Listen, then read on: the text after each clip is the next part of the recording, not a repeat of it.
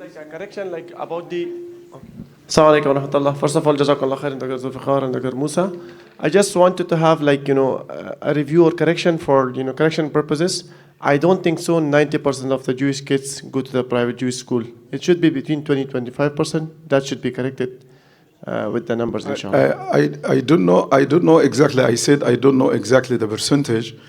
But what I see in the largest Jewish community in America, in New York, and they are my neighbors. I don't see in public school in New York any Jewish students. This is what I see in my neighbor. Maybe in other states it's different. I think, with all due respect, when all of us, when we were sitting over here, like I by myself, by my profession, I'm an economist. So numbers and statistics, when we are giving the numbers and percentage, we should be a little bit careful with the numbers, inshallah. Jazakallah khair. The shuyukh are forgiven.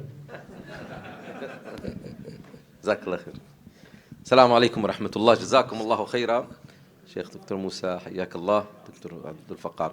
What I wanted to talk about is, in addition to talking about the importance of Waqf and certainly its centrality in Islamic jurisprudence and in our understanding of, alhamdulillah, our deen, we also see in the US especially, and certainly in the Western world, a very sophisticated financial world.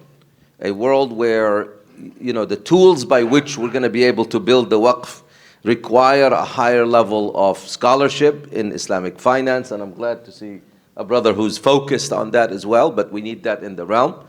We need to make sure that our literacy when it comes to the different products that are out there that are used as tools to develop resources are things that have some degree of rigor in Islamic scholarship for us understanding them. I know that there are the international standards and there are the awafis and all the other, but we need to be plugged in, and we need our scholars to be able to facilitate the ability for us to establish Waqf in its best ways, not just structurally, but also in terms of the tools that we use to do this. So I hope, inshallah, that that's something that you're investing in as scholars, whether it's by way of learning these things or collecting the scholarship level. And of course, the other side of the coin is the Sharia compliance element of it.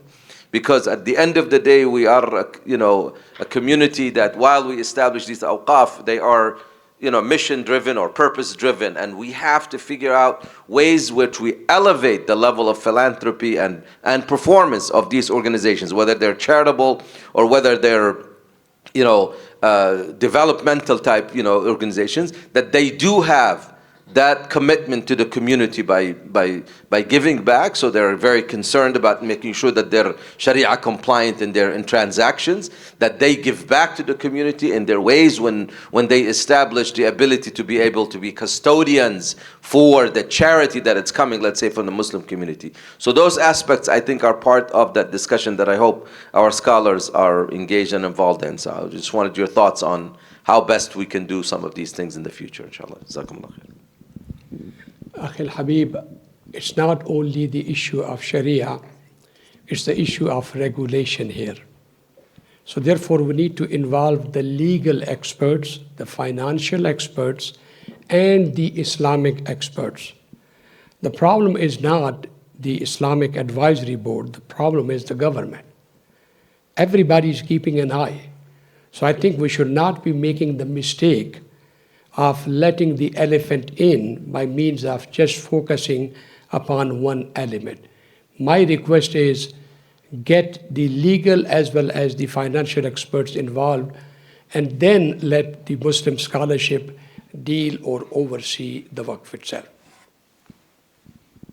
Assalamu alaikum wa rahmatullahi wa barakatuh. MashaAllah, Shaykh is very important. My name is Yasir Zia, and the explanation of Waqf was amazing. I've been doing our research. We've been helping Muslim family with the Islamic state planning. How can we explain to the masajids, and you are absolutely right, majority of the imams are not at the level of educated on the Waqf concept or organization that we can set it up bylaws or instruction for them. So they set up a Waqf for each masajid that could be funded with the estate planning or wills and trust or wasiya for independence and making a masajid independence. Is there any way or any bylaws or anything that we can have and we can circulate to the masajid? Overall, all over the America, there's close to 3,300 masajids.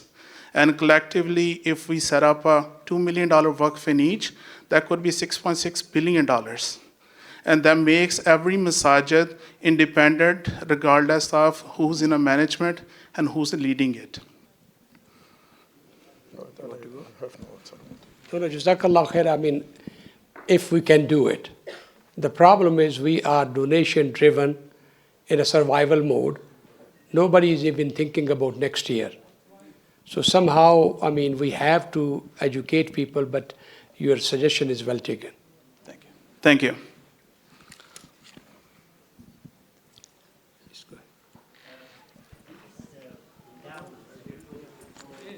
The mic is coming.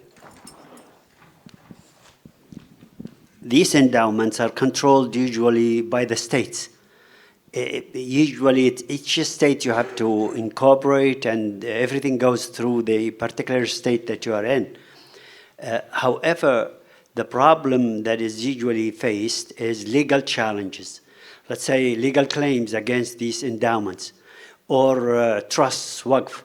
How to protect them in such a way that you insulate them from future claims or attempts of takeover by government action. Is that possible? Check with the attorneys, not with Sheikh Moussa.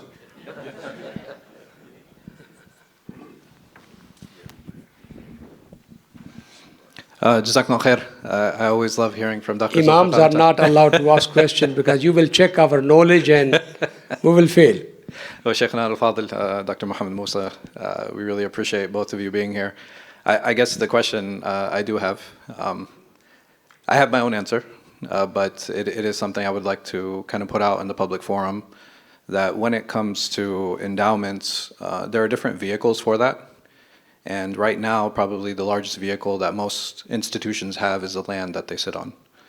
The problem is, and when it comes to land valuation, we talk about investing and purchasing that land, which is very important, and I definitely agree to that, but it doesn't provide liquidity. So the question is there a way for us to actually leverage the existing asset in a way where we do have access to liquidity without losing that land? That's one thing. And one thing is the second one I have is for the organizers. One of the reasons I actually came to this program was not to talk about the virtues and the importance of Waqf. This is something that at least our institution is very much invested in. But I did come for two things, hoping that there would be a blueprint that would be handed out. And I know Dr. Yaqub Mirza, may Allah subhanahu wa ta'ala bless him and his efforts, and we do reach out to him.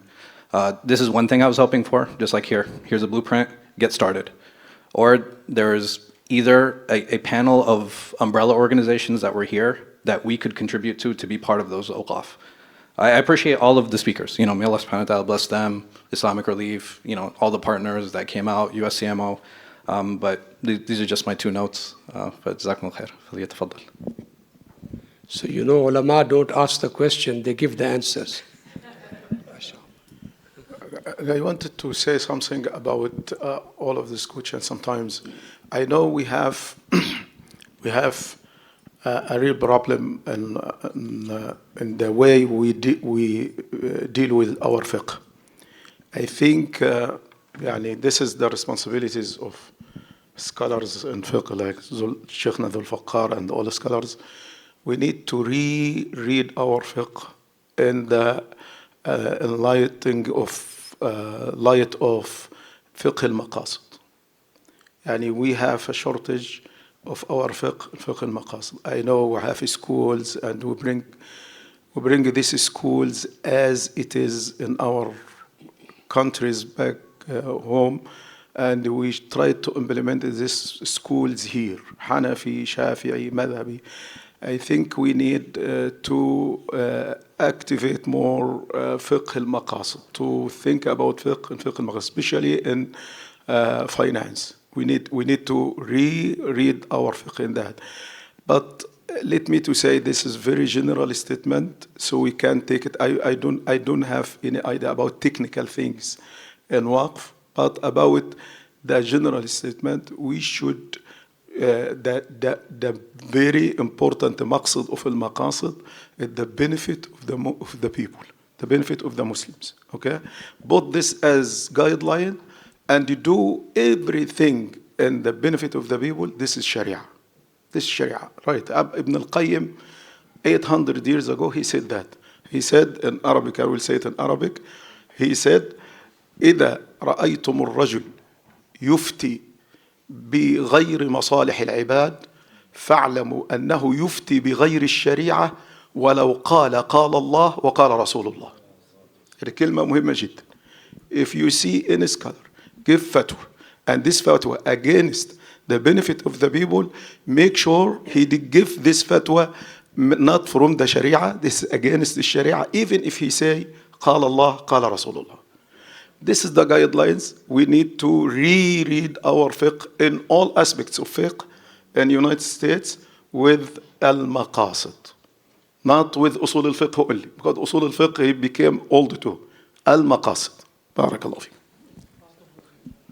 Do we have time, or where is the sister? I have the mic, so Bismillah ar-Rahman ar-Rahim. I'm your brother Abdurrahman Khawalid from Dallas, Texas. Allah blessed me to be part of 3 endowment projects in Dallas.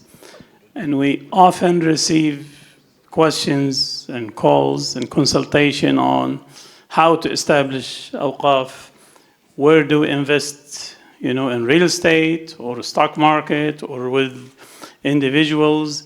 Do you have bylaws? So I think this is more for the organizers. If we can, for example, we have NATE, mashallah, one of the oldest organizations, many like Dr. Yaqub and others.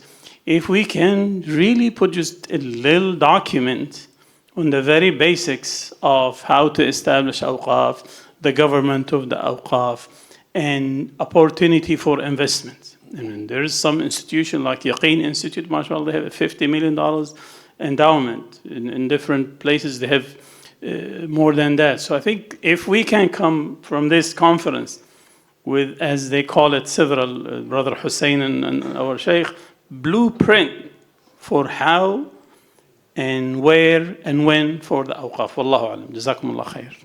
Thank you, Shaykhuna. Barakallah fi. Jazakallahu khairan. Now, I think the time is up, and I want to conclude it because my sister is going to get upset. I remember one time in one of the conventions, somebody approached me and said, now you are appointed as the president of ICNA, so what do you think? What are you going to do with Saddam Hussein? And I said, whatever is happening in the world is happening without my permission. So this is the fiqh session. I think we will request Brother Osama Jamal and Brother Yaqub, inshallah, to focus upon that. And with that, inshallah, I'll seek your permission. Tafaddal akhi. Allah yabarak feekum.